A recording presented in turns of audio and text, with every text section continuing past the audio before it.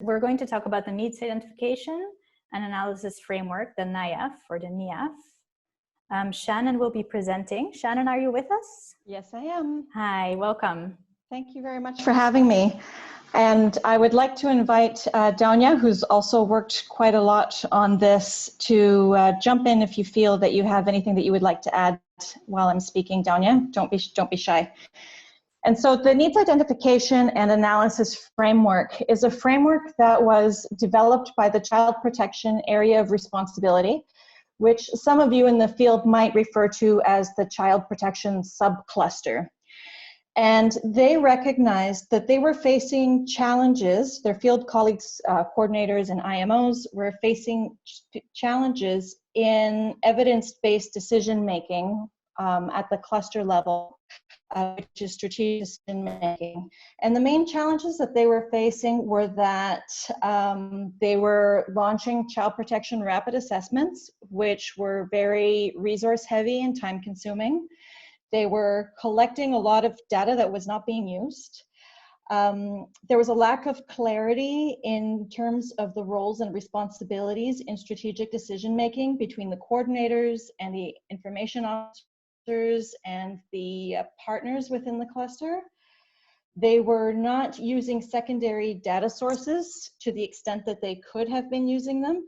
And they were often figuring all of this out at the last minute, which I'm sure that you can all relate to when the H&O and HRP crunch happens every year.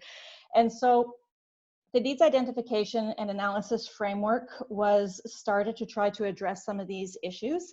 And it looks at the approaches and the process, including timelines related to H&O and HRPs. It looks at roles and responsibilities, and it looks at tools for data analysis to understand child protection needs. And so the first version of the NIAF was produced for COVID, and based on how it was rolled out and experienced in the field, it is now being updated for the next H&O and HRP cycle. So for this presentation, it's going to be quite short, but I wanted to let you know, firstly, what is the NIAF about and how does it align with the PIM? So the NIAF is about enabling the child protection AOR to understand child protection needs and risks without having to implement child protection rapid needs assessments. And so we are moving away from doing our own primary data collection for cluster strategic decision-making. So again, this is not about the decisions that partners need to make in terms of how to implement in the field. These are higher level decisions that need to be made. So it's about making better use of secondary data and analyzing and interpreting the data that we have. It's about using quantitative and qualitative information. It is a structured process. It makes better use of local actors and their staff, of their staff's knowledge, and it can be used in any setting. Next slide, please. So just as PIM is not an IT system, NIAF is not an assessment tool. It's a framework to help child protection actors use what's available to work together to come to conclusions about child protection risks and needs in order to make strategic decisions without having to do their own primary data collection. Next slide, please. So perhaps it'll help you a little bit if we quickly go through this to kind of understand what the NIAF is. When we follow the NIAF process, first we look at who are the population groups at risk, so IDPs or host communities. Then we look at where are the areas that are affected by a crisis. We try to understand better which children's groups are at risks and what risks are they at, what child protection risks could they be facing. Then we look at the factors and actors that might increase or decrease the risk. We look at severity level for each area to identify where are the most affected areas. Then we calculate the children in need, and we figure out how we want to help them, which mechanisms and modalities can we use to deliver our child protection services for the response, how many people do we want to target, and the costing. next slide, yeah. So how does it relate to the PIM matrix? So I used the top line of the PIM matrix for the PIM components. And you see there that there's protection needs assessment, and we are not replacing that with child protection needs assessment. As I said, we're trying to move away from doing primary data collection. So if you click, please. What we're doing is that we're using the data that is available to interpret it for child protection analysis. So we use population data. If protection needs assessments have been done, we'll use that data. Also protection monitoring. Security and situational awareness will also factor into our child protection analysis. Sectoral information, we use this quite a lot. So other sectors such as if there is high food insecurity in an area, we can interpret that data to mean that there may be higher risks of child labor or child exploitation or child marriage. Same with if there are areas where there are people living in crowded shelters or in temporary shelters, we can interpret that to mean that those are areas where there is higher GBV risk, as an example. So we're using a lot more data from other sectors to come to conclusions about child protection risk without having to ask sensitive questions to key informants or to beneficiaries. And finally, we are also using communicating with affected communities data. Now, you might be wondering why we are not using case management data.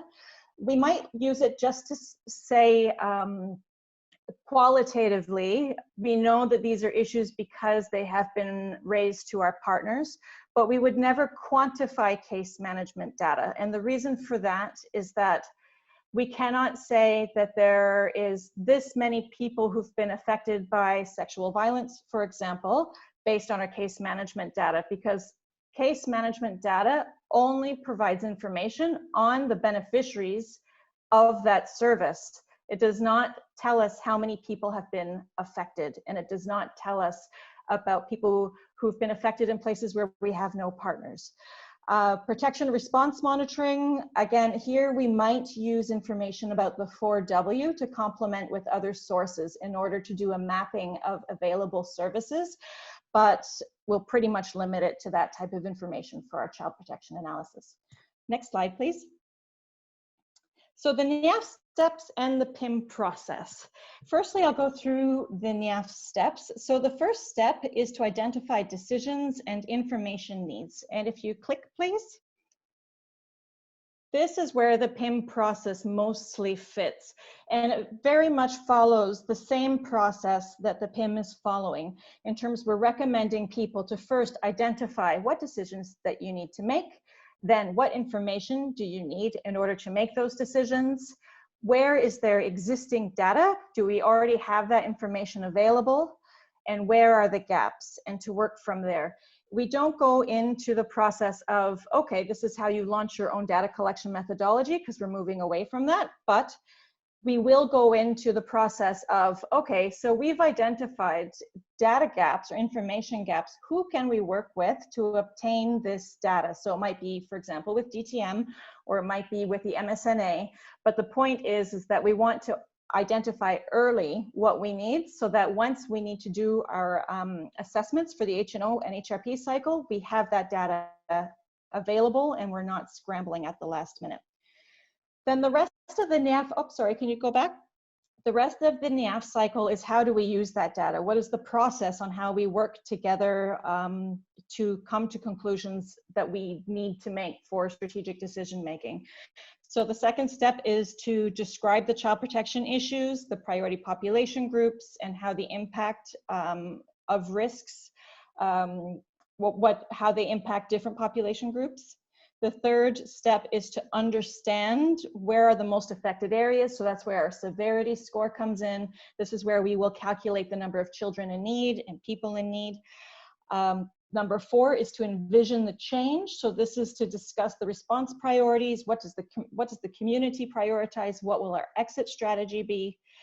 Number 5 is to plan the response. And this is very much like the HRP process. So what are our response modalities? What are our targets? What's our costing? Where are our priority areas and actors going to be? And then the sixth step is to do a sanity check on it to make sure that what we're proposing is effective and appropriate, and we will not be doing harm through our actions. And then the seventh step is about setting up a monitoring situational monitoring process that will allow us to adapt our response if there are significant changes in the situation. Next slide, please. So this is an example that we have from Ethiopia. This is a visual example of what was produced out of step 3, understand the most affected areas. In Ethiopia, we used data from several of the PIM categories, including population data. We used sectoral data as proxy indicators from other sectors, including shelter, wash, and food security. And coping mechanisms. We used information on security and situational awareness data and service availability data in order to figure out what the level of child protection severity was for over 900 displacement sites. And the result was this graph, which enabled the child protection cluster, and they were working also with the protection and the GBV clusters in Ethiopia to look at, okay, here are the places that are most in need of child protection responses. Let's have a discussion about it to figure out where can we access, what do we want to prioritize, because not all of these locations were accessible at the time. And the objective of this was to help partners prioritize where they wanted to set up their protection monitoring. Next slide, please. And that is it. So that's just a quick snapshot of what we are setting up with the Child Protection AOR. And if you'd like to have more information on how it's done or tools that we're using or whatnot, please don't hesitate to contact Danya or myself. And Danya, do you have anything that you would like to add? No, just one thing. We are in the process of revising the last version of the handbook. So if you're interested in having a look before Monday and giving them some comments, you're very welcome to do so. Let us know. Over. Are there any questions? Sorry, hey Shannon, this is Jude. Thank you very much for that very insightful presentation. Super interesting and helpful to understand better how different components of PIM are connecting to this work in a more practical way. Very quickly, we can open up to questions, but very quickly. And then, well, if there aren't any, we can move on to the next presentation. So if anyone has a question, please jump in now. Or if you're shy, you can also contact us bilaterally. I know there's a lot of people on this call. Sometimes it's a bit intimidating to ask questions. Also, feel free to put questions into the chat. One question here from Ava. How are you working to implement this in different country offices? Good question. We are, I don't know where to start with that question, Tanya. You're welcome to help to jump in. We are working with the Child Protection AORs, and we are also encouraging the protection clusters and the GBV clusters to follow the same process, which they are doing. There has been a panel of people at the global level that have been set up to support the countries remotely in terms of following the process so that they can see how it's followed and to guide them on each step so that they can learn how it goes. And none of this is really, I think it's important to point out that this isn't really a new thing. It's more about trying to facilitate the collaboration between the various actors in the field to come up with conclusions about risks and needs without having to resort to primary data collection. And so we do have some countries that are assigned to us, and we are also open to receiving requests. If anyone has a request for help, you can contact us, and then we can help guide people through the process through kind of like a mentoring manner. Yeah, and maybe just to add, the AOR, the Child Protection AOR, has a number of help desk and other support staff at global level, and they are all being trained on how to help the country coordination groups on, on really doing their analysis and the response planning using the NIAF. And they, we've done it last summer, the field support, but we're going to continue this year, but we're going to start February with field support so that we get to the moment where the HNO-HRP is launched, knowing already, as Shannon said, what information we're missing, if we need to put new questions or we get new information from MSNA or other primary data collection exercises. Great, thank you so much.